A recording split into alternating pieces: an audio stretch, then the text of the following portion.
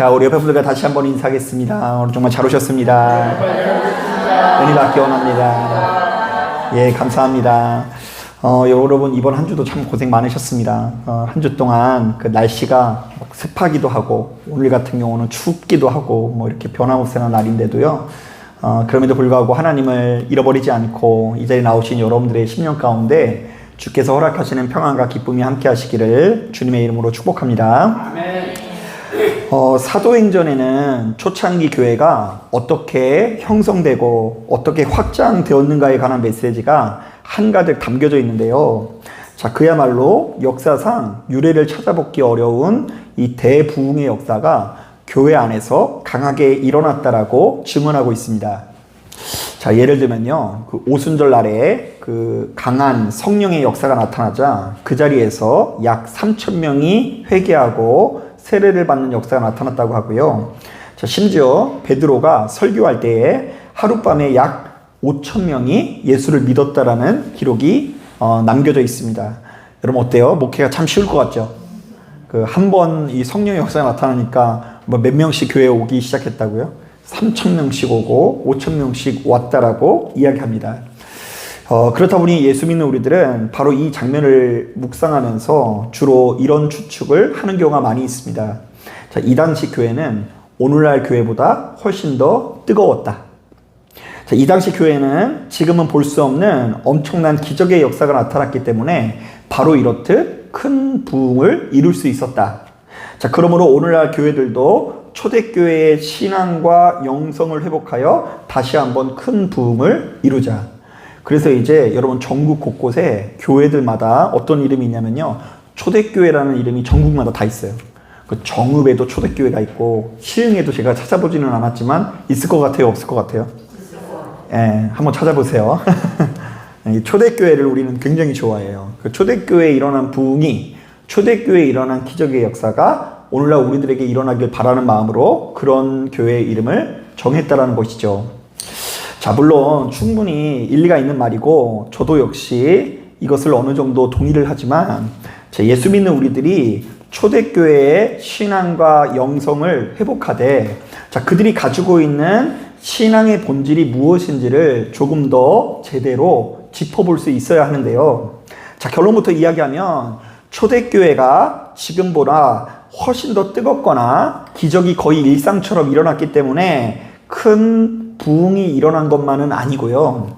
자, 그와 동시에 이 사도행전은 이 복음의 확장에 대해서 말하는데요. 자, 이른바 누구든지 성령을 받으면 타인을 향한 선입견과 편견이 사라지게 되었고, 자, 이로 인해서 교회는 유대교인들이 모인 회당보다 훨씬 더 건강하고 행복한 공동체로 자리 잡게 되었다라는 것입니다. 자, 그래서 저는 이것을 이렇게 요약하고 싶은데요. 자, 한번 따라 보겠습니다. 교회는 뺄셈의 모임이 아니라 덧셈의 모임이었다. 한 번 더 따라하겠습니다. 성도는 이 사람 저 사람을 빼는 사람이 아니라 이 사람 저 사람을 더하는 사람이어야 한다. 자, 오늘 우리가 읽은 이 본문을 보면 바로 이 같은 사실이 보다 명확히 드러나는데요. 자, 말씀을 보니까 주로 어떤 이야기가 가득하게 담겨져 있죠? 자, 먼저 19절부터 21절을 보니까 초대교회 성도들에게 나타난 한 가지 선교교 전략이 담겨져 있는데요. 자, 그들은 지금까지 누구에게만 복음을 전했다고 했어요? 예, 유대인들에게 복음을 전했으나 그 중에 몇 사람이 헬라인에게도 복음을 전하자 바로 그곳에서 그야말로 폭발적인 회심의 역사가 나타났다고 합니다. 자, 그러니까 유대교인 중심의 교회에 누가 더해졌어요? 헬라인들이 더해졌다라고 기록하고 있어요. 자, 그런가 하면 22절부터 23절을 보니까 안디옥에서 무수히 많은 헬라인들이 예수를 믿기 시작했다라는 소식을 듣고 예루살렘 교회에서 바나바를 파견하면서 함께 기뻐하는 장면이 나오는데요. 자, 이것은 여러분들에게 생소할지 모르겠지만 사도행전 9장 10장에 나오는 예루살렘 공유회, 최초의 사도들의 회의에 대한 결과라고 할 수 있습니다. 자, 바로 이 회의에서 제자들은 고넬료와 그의 가정에 일어난 이 성령의 역사를 회고하면서 하나님께서는 유대인들만 사랑하는 것이 아니라 누구도 사랑하신다고요? 이방인들을 아끼고 사랑하신다는 걸 확신하게 되었고요. 이제부터 그들을 자신의 형제로 인정한다는 결의를 하게 됩니다. 자, 그렇기 때문에 예루살렘 교회는 바로 이 예루살렘 공의회, 예루살렘 사도회의 때부터 시리아에 위치한, 아람에 위치한 안디옥에도 보내서 바로 그곳이 좀 더 굳건하게 세워질 수 있도록 지원할 수 있었던 것입니다. 자, 더군다나 예루살렘에서 안디옥으로 파견된 사도의 이름이 뭐라고요? 바나바라고 하는데요. 바나바가 바로 이러한 사역에 최적화된 사람이었던 것 같아요.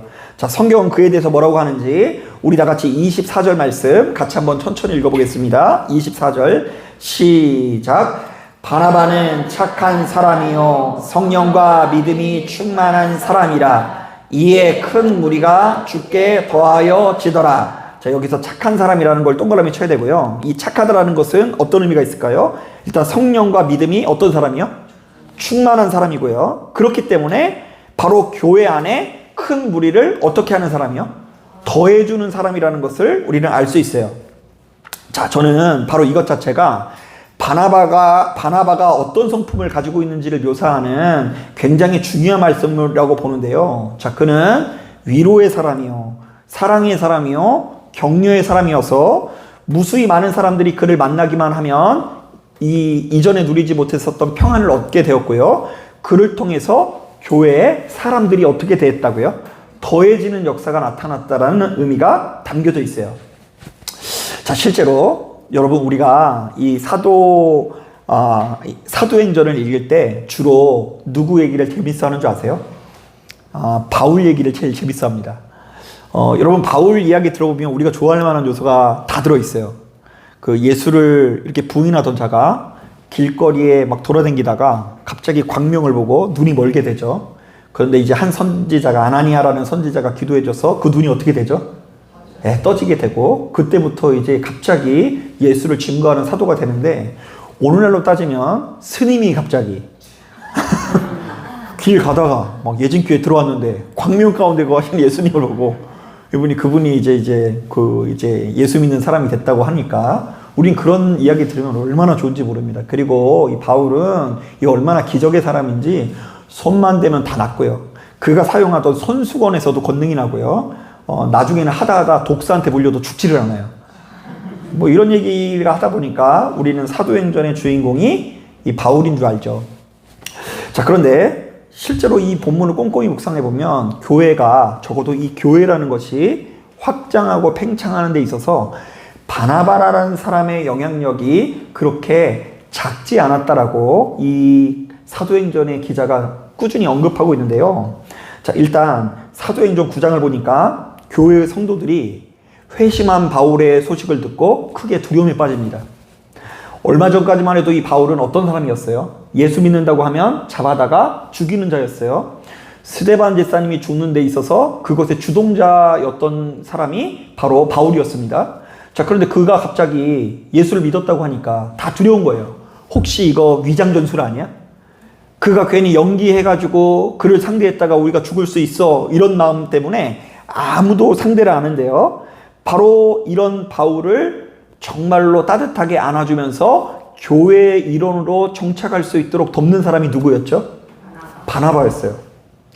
바울은요, 이 바나바의 중재 가운데 이 교회 안에 정착하게 되었는데요. 자, 바로 이 바나바의 이런 헌신을 통해서 교회는 역사상 가장 위대한 전도자인 바울이라는 사람이 더해지게 됩니다.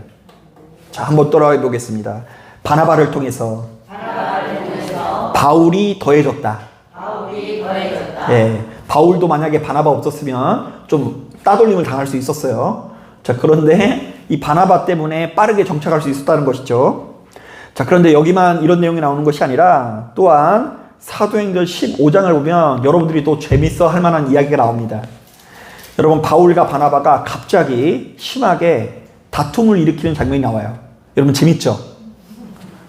이왕이면 목사님하고 목사님끼리 싸우는 게 되게 재밌지 않아요? 안 재밌으세요? 목사님끼리 막 이렇게 막 멱살 잡고 싸우면 가슴은 아프면서도 일단 보긴 볼 것 같지 않아요? 그거 보면서 졸지는 않을 것 같아요.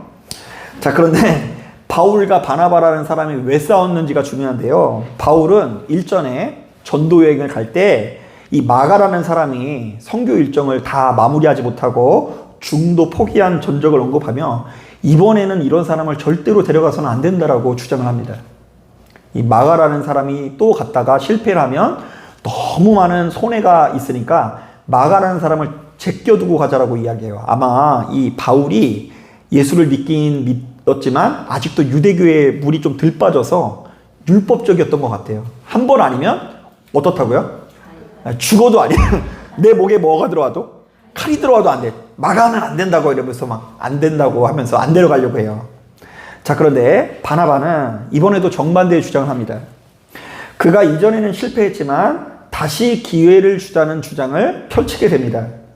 자, 물론 이로 인해서 타협이 이루어지지 않고 바울과 바나바는 갈라서게 됐지만 이 바나바의 너그러움으로 인해서 마가는 결국 믿음을 회복하고 교회 안에 굉장히 중요한 지도자로 자리 잡게 되는데요. 심지어 나중에는 이 바울이 디모데 후서가에 보면은 자신의 동역자로 이 마가를 인정하는 걸 볼 수 있어요. 그리고 이제 우리가 잘 알고 있는 그 마가복음의 마가가 바로 그 마가를 말해요. 바울이 그토록 이전에 따돌리려고 했었던 마가가 이 바나바가 가슴 따뜻하게 맞아준 덕분에 교회의 가장 중요한 이 유익한 사람으로 자리 잡게 되었다라는 것이죠. 자, 그러니까 바나바는 너무나 너그러운 마음을 가지고 바울을 참고 인내하면서 교회에 더해 주었고, 자, 마가라는 사람이 실패한 전적이 있음에도 불구하고 폐를 끼친 전적이 있음에도 불구하고 참고 인내하면서 교회에 더해준 사람이었는데, 사도행전의 기자는 무수히 많은 교회의 일꾼 중에, 자, 하룻밤에 전도가 몇 명이 됐다고요? 5,000명이 돼서 교회의 일꾼이 바글바글 하고 있는 이 상황에 하필이면 바나바라는 사람의 헌신과 수고를 주목하면서 그를 지켜세우고 있습니다. 자, 이른바 바나바야말로 그 어떤 사람보다 교회의 성장에 있어서 대부흥의 역사에 있어서 중요한 역할을 감당했다라고 증언한 것입니다. 자, 그렇다면 본문의 내용을 이렇게 정리해 볼 수 있을 것 같아요. 한번 따라 보겠습니다. 위로하는 자를 통하여 교회의 성도가 더하여졌다. 한 번 더 따라하겠습니다. 격려하는 자를 통하여 교회의 성도가 더하여졌다. 자, 그렇다면 여러분, 예수 믿는 우리도 가는 곳곳마다 이왕이면 이 사람 저 사람을 빼는 사람이 아니라 어떤 사람이 돼야 돼요? 더해주는 사람이 되어야 합니다. 이른바 예수 믿는 우리들은 성령님과 동행을 한다고 한다면 그 마음이 너그러운 마음이 되어져서 누군가를 품어주는 사람, 붙들어주는 사람, 기다려주는 사람, 이왕이면 끝까지 믿어주는 사람이 되어야 한다는 것입니다. 자, 왜냐하면 우리의 본성상 한 번 싫어진 사람을 다시 받아들이는 것도 어렵고 실패자에게 다시 한번 기회를 주는 것은 쉽지 않지만 이것이 순전히 우리의 주인 되시는 하나님의 일하시는 방식이기 때문입니다. 자, 바로 그때에 교회는 더욱 흥황해졌고요. 자, 우리 모두는 바로 그 사랑의 역사를 통해서 생명을 누릴 수 있게 된 것이죠. 자, 그러니까 오늘 이 본문에 나와 있는 이 사도들의 행전은 이 성령의 행전이라는 별명이 있고 기적의 행전이라는 별명도 있지만 사실은 제가 요즘 계속해서 일관되게 말씀드리는 것처럼 사랑의 행전이라고 할 수 있었어요. 자, 그러니까 이제 이 바나바라는 사람이 사실은 받아들일 수 없었지만 성령의 역사 가운데 내 마음에 안 드는 사람들을 꾸준히 참고 인내하는 가운데 교회의 일꾼들이 하나씩 생겨지게 되었다. 사실 바울도 애초부터 날라다녔던 것이 아니라 바울도 역시 살인자였고 박해자였으나 누군가 기다려줬기 때문에 그가 교회의 일꾼이 되었다. 마가라는 사람도 처음부터 성경을 쓸 정도로 이 걸출한 인물이 아니라 중도의 선교 일정을 포기하고 실패할 정도로 주변의 많은 사람들에게 민폐를 끼치는 사람이었으나 누군가 한 사람이 참고 기다려준 덕분에 예수의 사랑으로 누군가에게 지속적으로 베풀었을 때에 바로 그 일꾼이 더해지는 역사가 나타났다라고 우리에게 증언하고 있는 거예요. 그러니까 우리는 한 번 아니면 죽어도 안 된다. 뭐가 들어와도 안 된다? 칼이 들어와도 안 된다라는 말을 해서는 안 되는 거예요. 나는 안 되지만 그래도 우리가 믿고 의지하는 예수님께서 그래도 그곳에 가서 한 번 더 손을 내밀라고 하니까 미워도 어떻게 하셨어요? 미워도 다시 한번 가가지고 이렇게 어깨를 잡아주기도 하고 피하지 말고 이 얼굴에 철판을 깔고 아무 일이 없었다는 듯이 가서 친구가 되어주는 것이 어쩌면 하나님의 역사요. 그것이 잘 되는 교회의 증표라는 이야기를 하는 거예요. 여러분 가만히 보면 제가 이곳저곳에서 그런 얘기를 많이 듣는데요. 저도 이제 실제로 경험하기도 했는데요. 가끔씩 진짜 누가 보더라도 하나님께서 보내주신 것 같을 정도로 크게 은혜를 받는 성도님들이 있습니다. 우리 교회도 나를 뭐 생전 본 것도 아닌데 막 찬양을 막 하는 가운데 우리 교회 막 그 사운드가 죽이잖아요. 그죠? 세계적인 피아니스트.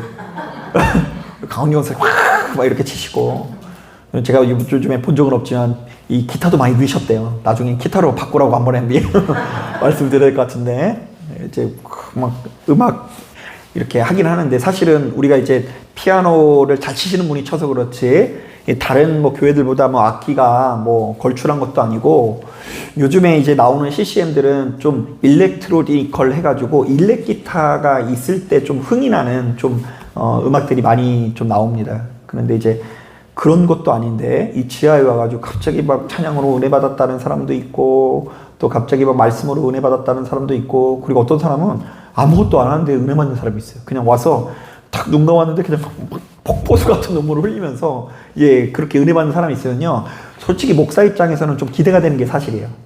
야, 저 사람 하나님이 보내주셨구나.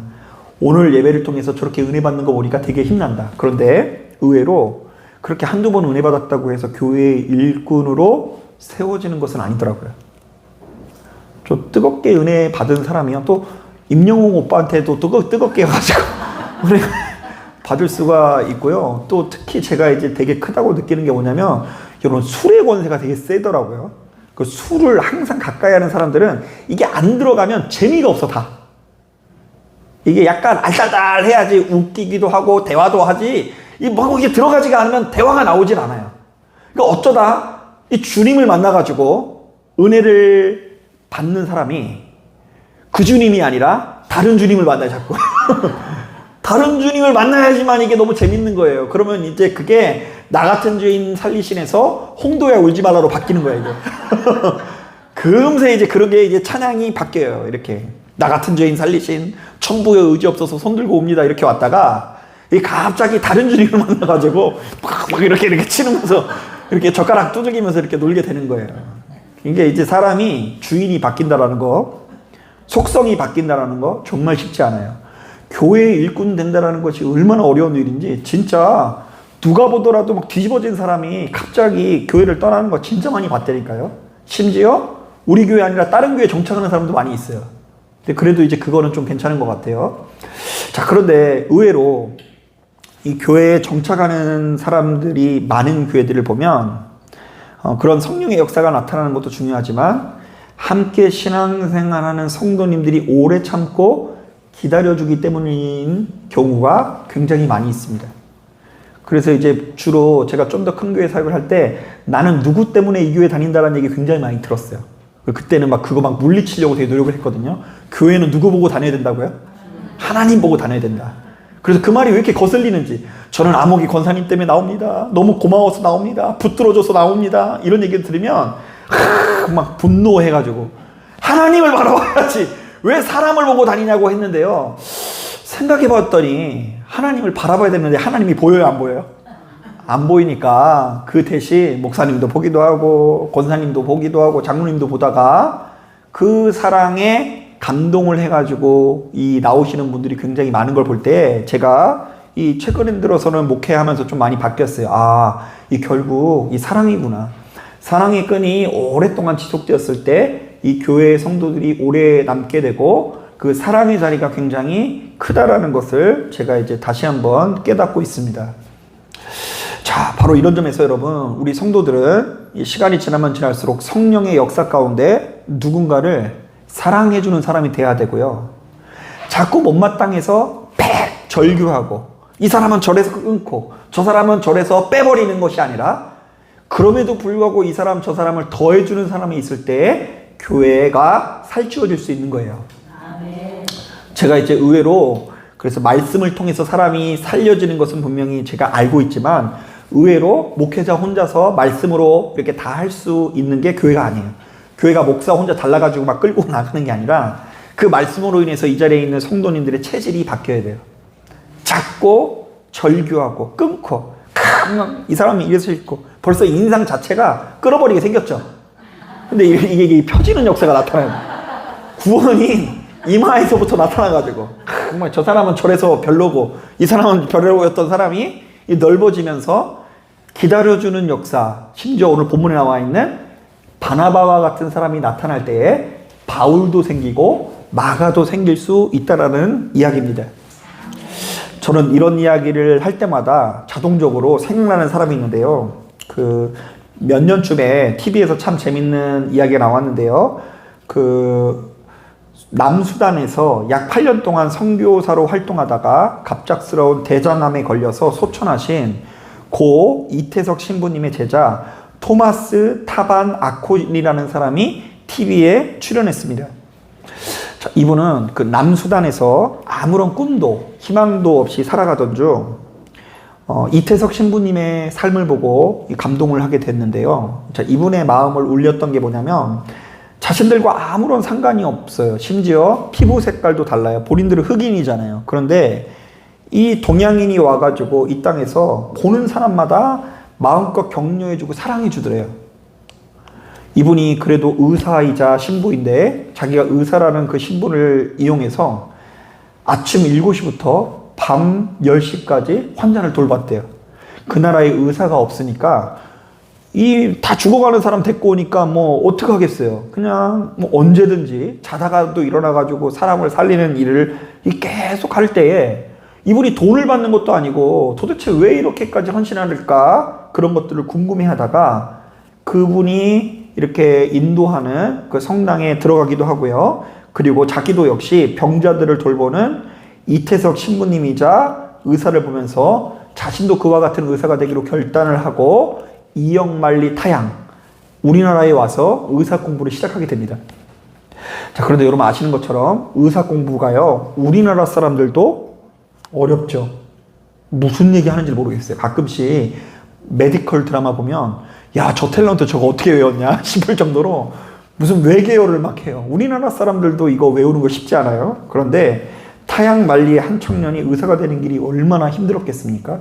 그래서 하루에 3시간씩 타면서 공부한 끝에 떨어지다가 2018년도에 의사 국가시험에 통과를 합니다. 자, 그런데 놀랍게도 앞으로 장래의 희망이 뭐냐고 물었을 때에 나는 강남 아파트 살겠습니다. 나는 분당 가서 살겠습니다. 이런 얘기 하지 않고요. 자신도 역시 남수단에 가서 이태석 신부님처럼 죽을 때까지 병자를 돌보겠습니다. 라고 응답합니다. 왜냐하면 그것이 자신의 주인 되시는 누구의 뜻이기 때문에 하나님의 뜻이기 때문이라고 응답합니다.